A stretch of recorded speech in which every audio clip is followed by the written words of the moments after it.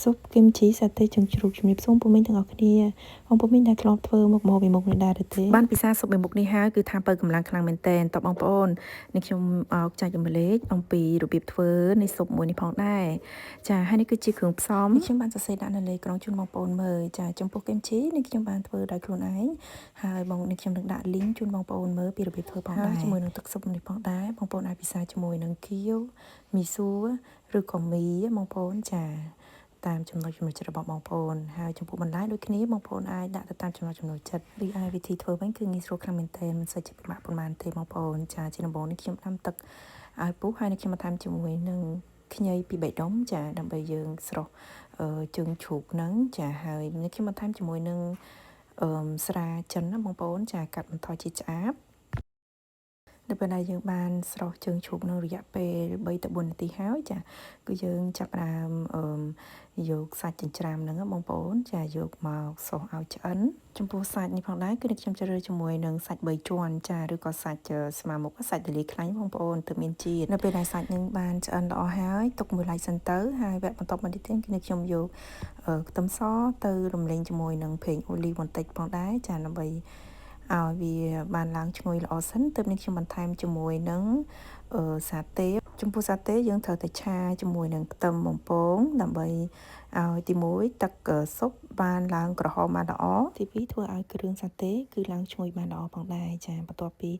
គ្រឿងនឹងបានឡើងឈ្ងុយល្អហើយគឺយើងចាប់ផ្ដើមឆាជាមួយនឹងជើងជ្រូកចំពោះជើងជ្រូកវិញបងប្អូនអាចកាត់ទូចៗក៏បានដែរតាមចំណូលចិត្តរបស់បងប្អូនចាបន្ទាប់ពីយើងបានឆាមួយសន្ទុះហើយយើងចាប់ផ្ដើមដាក់គ្រឿងនេះខ្ញុំប្រើជាមួយនឹងស្ករត្នោតស្ករក្រហមបងប្អូនហើយទឹកត្រីចាស្ករ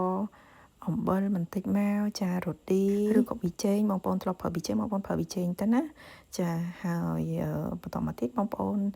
ថែមទឹកទៅចារួចជាការស្រេចហើយបងប្អូនកុំភ្លេចបង់ជាមួយនឹងខ្ញីបន្តិចផងដែរនៅពេលដែលទឹកស៊ុបយើងបាន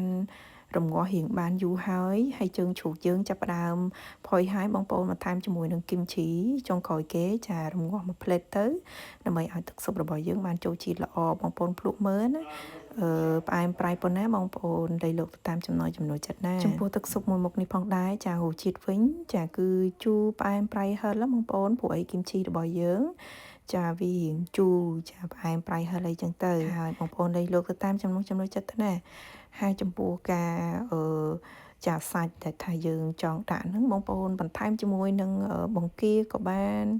ចាប្រហិតហើយនេះខ្ញុំបន្ថែមជាមួយនឹងទឹកស៊ុបមួយមុខនេះបងប្អូននិយាយទៅគឺអត់រើសរឿងសាច់រឿងបន្លែបងប្អូនចូលចិត្តបន្លែសាច់មួយណាបងប្អូនញ៉ាំនឹងទៅចាយើងអាចមិចបានបងប្អូនអត់បញ្ហាទេហើយនេះបងប្អូននេះខ្ញុំញ៉ាំជាមួយគៀវបងប្អូនហើយនិយាយពីថាឆ្ងាញ់ខ្លាំងមែនតើហើយជើងជ្រូកវិញអូយឈប់អូយឆ្ងាញ់ណាស់ហើយនេះគឺនេះខ្ញុំបន្ថែមជាមួយនឹងមីស៊ូបងប្អូនបើសិនជាបងប្អូនមិនចូលចិត្តមីស៊ូបងប្អូនអាចចាញ៉ាំជាមួយនឹងមីបងប្អូនមីឬក៏យើងអាចសកាទៀវអីក៏បានដែរឬក៏ចាមីស៊ូរបស់កូរ៉េបងប្អូនរៀងថ្លាចាអាហ្នឹងក៏ត្រូវដែរតែប៉ុណ្ណេះគឺជាការស្រេចឲ្យបងប្អូនវិធីធ្វើគឺងាយខ្លាំងមែនតើមិនសូវជាពិបាកធ្វើប៉ុន្មានទេស៊ុបពីមុខនេះបើសិនជាបានញ៉ាំនៅពេលដែរល្ងាចបងប្អូនអូយនិយាយថាញ៉ាំទៅឲ្យបែកញើសស្រួលខ្លួនខ្លាំងមែនតើចាហើយវីដេអូនេះក៏មកដល់ទីបញ្ចប់ហើយអរគុណដល់បងប្អូនសម្រាប់ការតាមដានវីដេអូមួយនេះផងដែរអរគុណច្រើនជំរាបលាបាយបាយ